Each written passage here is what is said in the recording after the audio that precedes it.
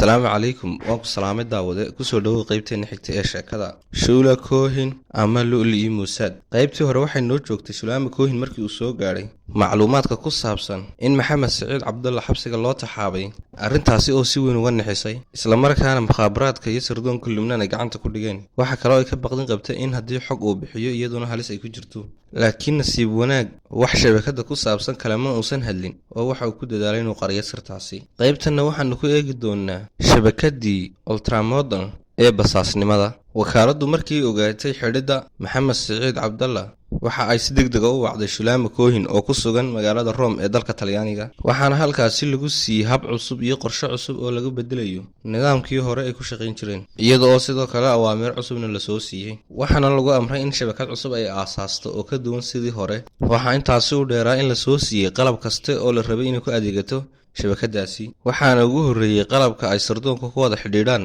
kaasi ay wakaaladaha kale dhageysan karin Shula Koohin ayaa waxay ku soo laabantay magaalada Beirut ee dalka Lumnaan taasi oo agabkii la soo siiyayna ku qarisay darbiga gurigeega iyada oo ku qarisay sawir weyn oo ku namnaa gidaar Shula Koohin ayaa maalmaha kamid ah waxay weydiisay sayigeeda Yusuf Kashka inuu yaqaano qof shakhsi suuragal ay tahay inuu soo ogaado siraha dalka Lumnaan Yusuf Kashka ayaa waxa uu galay fikir dheer waxaana uu Shula weydiiyay qofka aad doonaysaa waa qof nuuciya waxa uu sheegtay in loo baahan yahay qof la falgala dhammaan hay'adaha dalkaasi Lumnaan lana rabo inuu awood ku dhex leeyahay dawladda Yusuf ayaa ugu jawaabay waan arki doonaa mawduucan waa mawduuc halis ah laakiin waanu eegi doonaa markii warkaasi uu dhex maray Shula iyo ninkeeda Shula ayaa waxa uu boqoshay si ay ula kulanto qaar ka mid ah basaasiinteeda cusub oo ay ka mid ahaayeen Ali Nusrat Abdullahi Maxamed Xasan iyo taajirkii Yahuudiga ahaa ee aan hore u soo sheegnay ee Albert Iliya kaasoo shabakada u qaabilsanaan doona dhanka maaliyadda iyo taakulaynta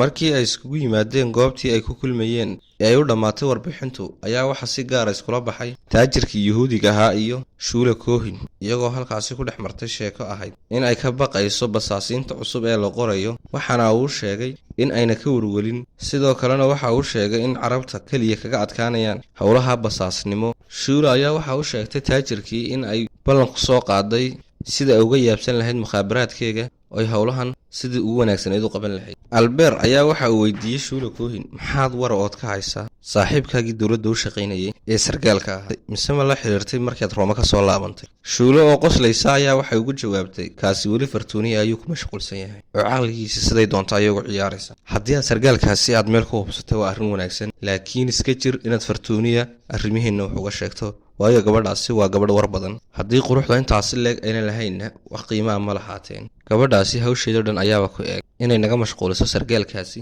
iyo qofkii aan rabno inuu noogu soo jeesto wax sirna kalama hadlo kalamana socoto shabakadeena broba adigu waxaad mudan tahay mahad celin mahadaasi ay ku celinayaan dhammaan yuhuudda ku nool daafaha dunida oo dhan waayo cid ka wanaagsan ma Shula ayaa waxay ku soo laabantay gurigii waxayna u timid ninkeegii oo ku dhex jira xisaab dheer Shula ayaa weydiisay maxay tahay mushkiladda ku haysata waxa uu sheegay inay jirto cashuur xad dhaafa taasi oo xataa arrimihii gaarka xayirtay Shula ayaa weydiisay maxaa u xalay marka arrinkaasi waxa uu sheegay inuu berri toolo wici doono duqa magaalada Beirut kaasi oo lagu magacaabo Darwish Baydoun si ay isku arkaan uga caawiyo arrintaasi waxaana uu sheegay in isku mashquulin Shula ay ka seexato arrinkaasi markii ay u boqoshay xaggaas iyo qolkeega ayaa waxa ku soo dhacay taleefankii gurigeega kadib way qabatay waxaana cod dheer kula hadlay sargaalkii Lubnaaniiska ahaa kaasi oo ku yiri haaway fartuuniya xagee bay ka dhacday 2 saaco ayaan sugaya isaga oo laga dareemayo inuu cabsan yahay Shula ayaa dejisay Shula markii ay raadisay fartuuniya way weyday meel ay ku sugan tahay iyadoo ka weyday gurigeegii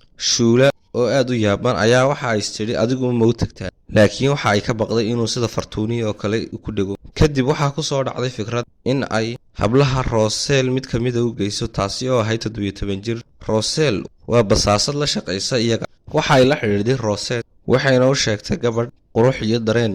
labadaba isku darsatay inay caawa u soo xusho sargaalkaasi Rosel oo aad u fikiraysa ayaa waxa ay garan weyday gabadha leh tilmaamahaas fikir dheer ka bacdi waxa ay xasuusatay inay jirto gabadh ay habaryar u tahay taasi oo lagu magacaabo Naadin taasi oo ahayd gabadh dhalinyaro qurux badan tilmaamaha Shula sheegtay oo dhan lahayd ama u soo dhawaan karta Naadin hore ayay u soo guursatay laakiin waa ay kala tageen ninkii qabay markii uu ogaaday inay tahay gabdhaha suuqa ku jira sidaasi ayaa Naadin iyo loogu kulmiyay sargaalkii Lubnaaniiska ahaa markana aan eegno Maxamed Ciwad iyo sidoo ugu soo biiray howlaha basaasnimada markii uu tagay ninka qaba shuula cohen duqa caasimadda Beirut uuna u sheegay inay haysato dhibaatada dhanka cashuurta ayaa waxa uu la xidhiidhay sargaal sare oo qaabilsan dhankaas iyo cashuuraha si uu u xalliyo arrinkaasi. Yuusuf Kashka ayaa waxa uu tegay xafiiskii sargaalkii la isku soo xidhay kaasi oo la odhanayay Maxamuud Ciwad. waxa uu soo bandhigay mushkiladda haysata, balse Yuusuf Kashka waxa uu ogaaday in sargaalkani laaluush kaliya ku shaqaysto, waayo markii hawsha uu dhameeyay ayaa waxa uu ka qaatay 1000 dirham oo uu ku magacaabay hadiyad inay tahay balse laaluush iska ahayd. Maxamuud Ciwad waxa uu ahaa nin gaaban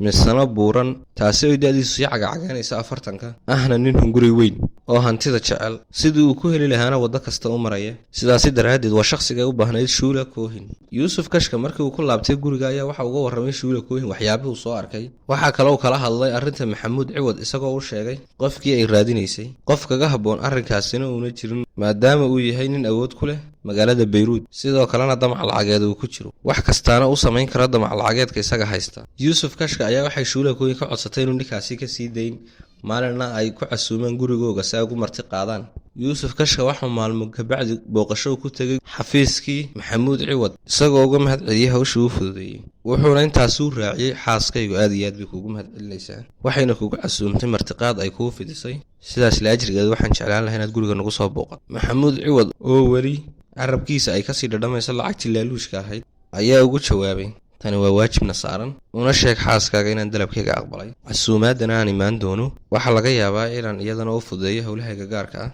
ay u baahantay, sidaan kuu caawiyey ayaan iyadna u caawin doona. Yuusuf Kashka ayaa waxa uu mahadceliyey sargaalkaasi, waxaana uu sheegay inay sugayaan maalinta beritaa gaar ahaan galabta, islamarkaana ay ku sugayaan meel lagu ballamiyey. Maxamuud Ciwad ayaa markii ay ka tegey Yuusuf Kashka waxa uu isweydiiyey waxa ay ka doonayaan yuhuuddani ay ka damacsan yihiin, kaasi oo baadhay xaaskiisa Shuula Cohen